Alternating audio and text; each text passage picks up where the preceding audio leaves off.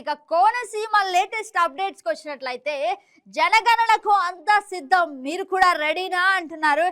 ఇక జనగణనకు count down start అన్నట్లుగా కూడా మనం ఇక్కడ చూడొచ్చు. ఇక కోనసీమ అంటే నిజంగా అంబేద్కర్ కోనసీమ జిల్లాలో కొబ్బరి రుచితో కూడిన వంటలు కోనసీమ ప్రత్యేకత. కొబ్బరి పాలు అలాగే కొబ్బరి తురుముతో చేసే కూరలు ఇక్కడ ఎక్కువగా ఉంటాయి. పూతరేకులు, పోలి వంటి స్వీట్లు కూడా ప్రసిద్ధి చెందాయి. అలాగే పీత కూర, రొయ్యల వంటలు ఇక్కడ ప్రత్యేకత. తీయని రుచులతో కోనసీమ ఆహారం కంటూ ఓ ప్రత్యేక గుర్తింపే తెచ్చుకుంది.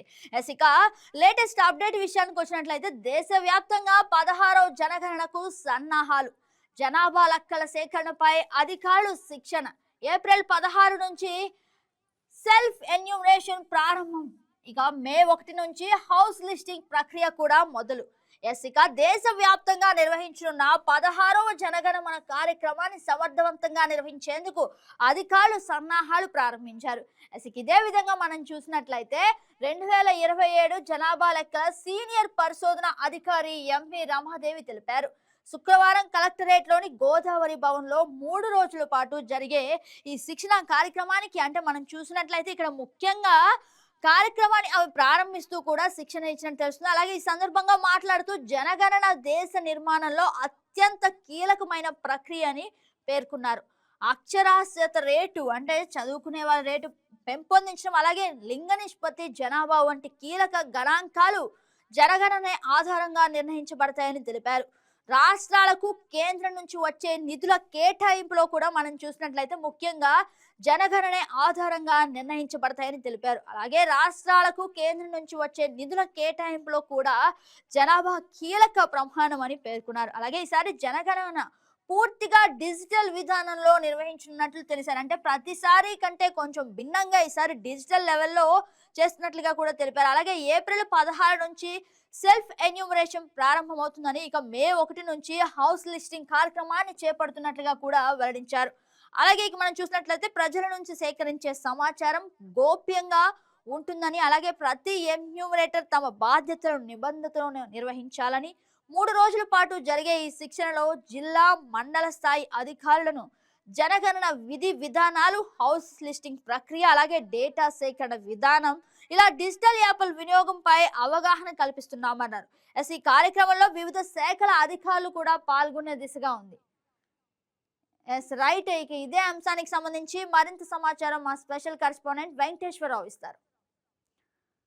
Good morning Venkateswara. Good morning గగన.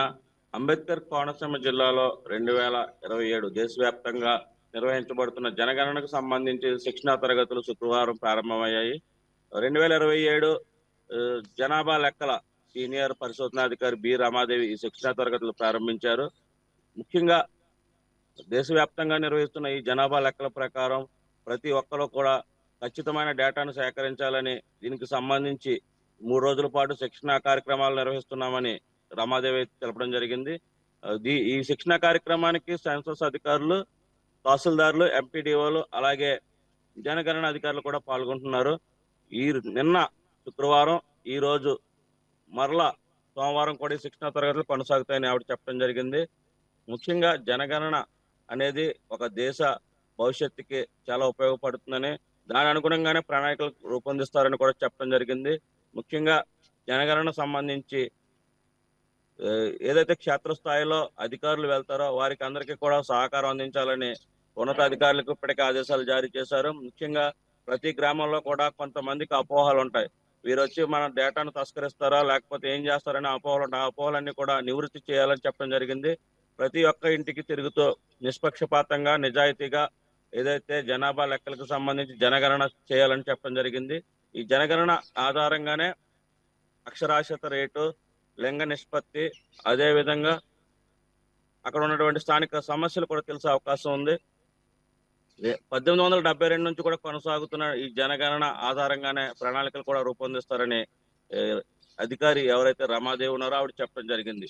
అలాగే ఎమ్మెల్యేలు, స్థానికంగా ఉండే ఎమ్మెల్యేలు, ప్రజాప్రతినిధులు కూడా వీరికి సహకరిస్తారని, ఏదైతే జనాభా లెక్కలకు వెళ్లే ప్రాంతం ఉందో ముందుగానే సోషల్ మీడియా అనేటువంటి వాట్సాప్ ద్వారా వారికి సమాచారం చేరవేస్తే కొంత వారికి అభద్రతా భావం పోతుందని, వారు కూడా మనకు ఏదైతే డేటా ఉందో దాన్ని ఇవ్వడానికి కూడా సిద్ధంగా పడతారని కూడా చెప్పడం జరిగింది. గ్రామాల్లో సేకరించే డేటా వారికి చాలా గోప్యతగా ఉంచుతామని చెప్పండి. వారు ఏదైతే ప్రజలు ఇస్తారో వారు ఇచ్చిన డేటాని ఆ, నిజాయితీగా స్వీకరించాలి. అదేవిధంగా వారితో సమన్వయం పాటిస్తూ ఆ, డేటాను సేకరించడం చేయాలని కూడా చెప్పడం జరిగింది. ఏదైతే సేకరించిన డేటా భద్రంగా ప్రభుత్వం దగ్గరే ఉంటుందని వారికి వివరించాలని కూడా చెప్పడం జరిగింది. ఏప్రిల్ 16 నుంచి ఏదైతే సెన్సస్ ఎన్యూమరేషన్, అదేవిధంగా మే 1వ తేదీ నుంచి హౌస్ లిస్టింగ్ కార్యక్రమాలు జరుగుతాయి. దీనికి అనుగుణంగా ఈ శిక్షణ తరగతులు కూడా ఏర్పాటు చేశారు. అలాగే ప్రతి గ్రామంలోనూ కూడా ఈ ఎన్యూమరేటర్లు వెళ్ళినప్పుడు క్షేత్రస్థాయిలో వారు ఎటువంటి ఇబ్బందులు పడకుండా సెన్సస్ అధికారులు చర్యలు తీసుకోవాలని కూడా తెలపడం జరిగింది. ఏదేమైనప్పటికీ కూడా ఈసారి జరిగే ఏదైతే జనగణన ఉందో దానికి సంబంధించి అన్ని కూడా డిజిటల్ విధానంలో జరుగుతాయని, గతంలో మాదిరిగా సంవత్సరాలు పట్టే అవకాశం లేదని, సుమారు 6 నెలలలోపు ఈ గణన అయితే పూర్తవుతుందని చెప్తున్నారు. దీనికి అనుగుణంగా డిజిటల్ యాప్లపై ఎన్యూమరేటర్లకు అవగాహన కార్యక్రమాలు, శిక్షణ అయితే ఇస్తూ జరుగుతుంది. ఎస్ వెంకటేశ్వరరావు, మనం చూసినట్లయితే గతంలో కంటే భిన్నంగా డిజిటల్ వ్యవస్థను ఇక్కడ ప్రవేశపెట్టినట్లు తెలుస్తుంది.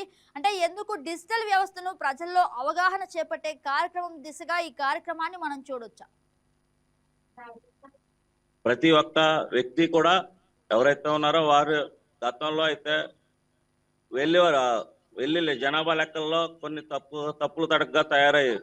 వారు చేసిందే, వారు ఇచ్చిందే జనగణనగా చూసేవారు ఎన్యూమరేటర్లు. అయితే ఈసారి అటువంటి విధానానికి స్వచ్ఛ చెప్తూ డిజిటల్ విధానంలో లైవ్ లో ఫోటోలు తీసుకుంటారు. వారి చిత్రాలు ఎక్కడ ఎవరైతే జనగణన చేస్తున్నారో వారు అక్కడ స్థానిక ప్రజలు గ్రామాల్లోకి వెళ్ళి ప్రజల యొక్క చిత్రాలు తీసుకోవడంతో పాటు వారు చదువుకున్న క్వాలిఫికేషన్, వారు చేస్తున్న ఉద్యోగం తదితర విషయాలన్నీ కూడా ఎప్పటికప్పుడు డిజిటల్ విధానంలో పొందుపరచడం ద్వారా ఎటువంటి తప్పులు తడక వచ్చే అవకాశం లేదని, పారదర్శకంగా ఈ డిజిటల్ విధానంలో ప్రతి ఒక్క వ్యక్తి యొక్క వివరాలు కూడా గోప్యంగా ఉంచబడతాయని చెప్తున్నారు. అలాగే ఈ జనాభా లెక్కల్లో ఏదైనా కొంతమంది వ్యక్తులను మర్చిపోయినా, లెక్కలు తేడా వచ్చినా కోట్లాది రూపాయలు మన రాష్ట్రానికి నష్టం వచ్చే అవకాశం ఉందని చెప్తున్నారు. ఎందుకంటే ప్రణాళికలలో ఈ బడ్జెట్లు కేటాయించడం జరుగుతుంది. జనాభా నిష్పత్తి ఆధారంగానే ఈ బడ్జెట్ కేటాయించడం జరుగుతుందని, ఈ బడ్జెట్లు కేటాయించాలంటే ప్రతి ఒక్కరు కూడా నిష్పక్షపాతంగా ఎవరైతే ఈ ప్రజల జనగణన చేయాలని కూడా చెప్పడం జరిగింది. Right Venkateswararao, thank you for the update. ఈ వీడియో మీకు నచ్చినట్లయితే లైక్ చేయండి, షేర్ చేయండి, మా ఛానల్కి సబ్స్క్రైబ్ చేయండి.